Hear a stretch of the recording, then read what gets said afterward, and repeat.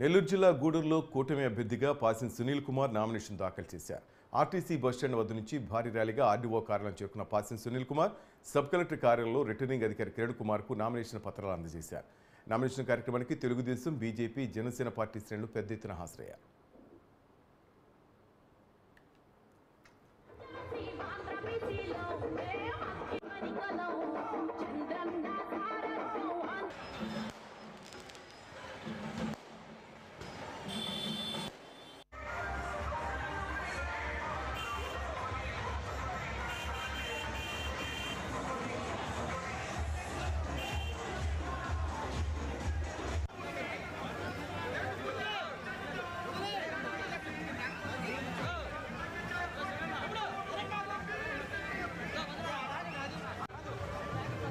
యువత నాయకులు కానీ ఈరోజు బ్రహ్మరథం పట్టారు.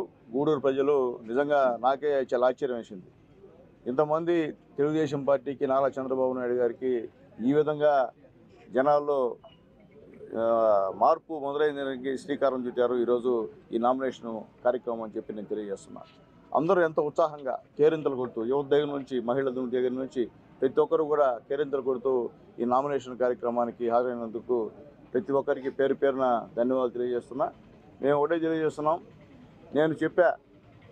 నేను ఎమ్మెల్యేగా అయిన తర్వాత ఖచ్చితంగా ఈ గూడూరుని ఏదైతే తిరుపతిలో ఉందో ఆ గూడూరుని తీసుకొచ్చి నెల్లూరులో కలిపేందుకు బాబు గారికి చెప్పి ఒప్పిస్తానని చెప్పా. ఆ మాట ప్రకారంగా బాబు గారే స్వయంగా మొన్న గూడూరు జరిగినటువంటి మహిళా సభలో చెప్పారు, ఈ గూడూరుని తీసుకెళ్ళి ఖచ్చితంగా నెల్లూరులో కలుపుతామని. ఇది ఒక నిజంగా చాలా సంతోషం.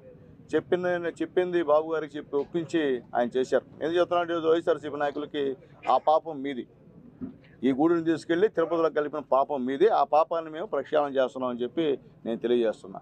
అట్లాగే మళ్ళీ ఇంకోటి చేస్తున్నా, ఫ్లైఓవర్ బ్రిడ్జ్, అది కూడా ఖచ్చితంగా రేపు తెలుగుదేశం పార్టీ గవర్నమెంట్ రావడం ఖాయం. అది కూడా ఖచ్చితంగా దాన్ని పూర్తి చేసి మళ్ళీ నేను మేము ముందు ప్రెస్ మీట్